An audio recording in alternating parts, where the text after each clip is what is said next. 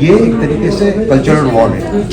ये भारत के सामने एक युद्ध लड़ रहे कुछ लोग खत्म करने के लिए, और जो नुकसान विदेशी आक्रमणकारों ने नहीं किया उससे भी बड़ा नुकसान ये लोग कर रहे हैं। इसके लिए हम कह रहे हैं लॉ ऑफ एथिक्स कोड बने जो मर्यादा तय करे हर एक ऑडियो विजुअल फिल्म की, थीम की, सीन की, कपड़ों की और भाषा की।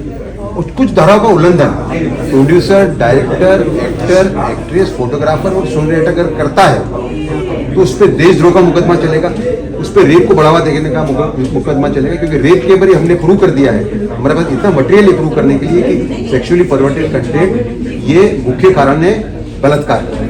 अभी एक डूंगरपुर के अंदर एक प्रिंसिपल ने 6 लड़कियों पे, विद्यार्थियों पे रेप किया 1 साल के दौरान। जब पकड़ा गया, उसको पकड़ा जाए, उसने कहा कि मेरे फोन पे सब आता था, मैं अपने आप को रोक नहीं पाता, मुझे मालूम था मैं गलत कर। तो लॉ ऑफ एथिक्स कोड के अंदर हमने ये मांग की है कि लॉ ऑफ एथिक्स कोड इसको देशद्रोही प्रवृत्ति बताए, रेप को बढ़ावा देने वाली प्रवृत्ति बताए, और इसके कुछ धाराओं का उल्लंघन अगर 4 लोग 5 लोग करते हैं, 6 लोग, तो उन पे देशद्रोह का मुकदमा चलेगा, रेप को बढ़ावा देगा मुकदमा चलेगा, 10 से 20 साल की सजा होगी, 3 साल तक बेल नहीं मिलेगी, 4 महीने समरी ट्रायल होगी, बर्डन ऑफ प्रूफ एक्यूज पे होगा, और जो ऑलरेडी सर्कुलेशन में है वो भी उसको विड्रॉ करना पड़ेगा on the pain of imprisonment. Law of ethics code की बात की थी।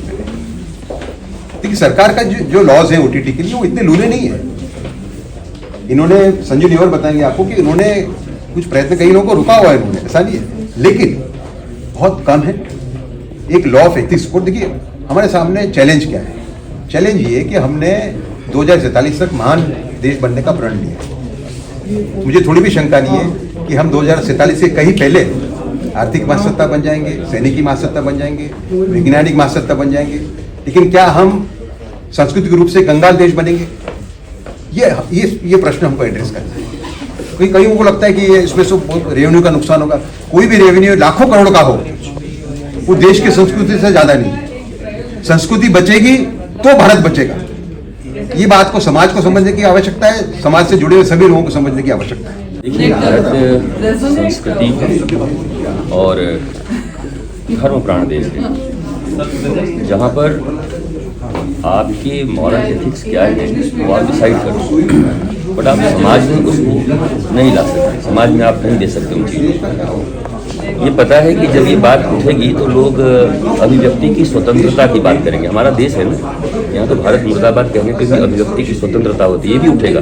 डूंगरपुर में गया था, डूंगरपुर के उन प्रिंसिपल ने क्या बात कहा कि मैं मजबूर हो गया ऐसा करने के लिए। तो जब उन बच्चियों के ऊपर में समाज के 50% से ज़्यादा जिसको हमारे देश में माता माना गया, उनके साथ ये घटनाएं हो रही हैं और ये कॉज है, तो हम कॉज की ओर ध्यान देंगे, रूट को खत्म करेंगे। और रूट यही है कि जब तक ये प्रमोशन और जब तक ये सारी चीज़ें चलती रहेंगी तो ये सारी मानवीय संवेदनाएं से जुड़ी हुई हैं, और ये मेरे हिसाब से इनर साइंस है, इसको पढ़ना होगा।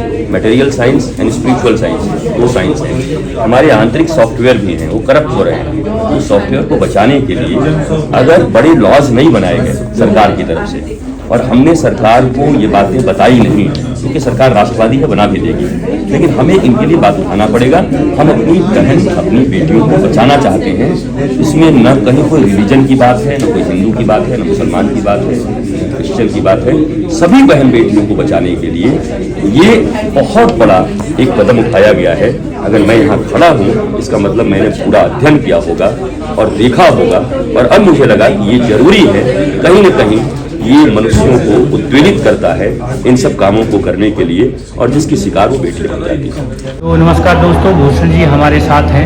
सर जी आप जल्दी में हैं, लेकिन ये बहुत बड़ा प्लेटफार्म था जिसके माध्यम से जो है हमारी जनता जागरूक होगी, क्या कहना चाहेंगे सर? मुझे लगता है कि ये जो अभियान उदय जी ने अपने हाथ में लिया है, और उसके पीछे धीरे धीरे धीरे लोग जुड़ते जा रहे हैं, क्योंकि ये उदय जी का व्यक्तिगत विषय नहीं है, ये हर परिवार का, हर व्यक्ति की समस्या है।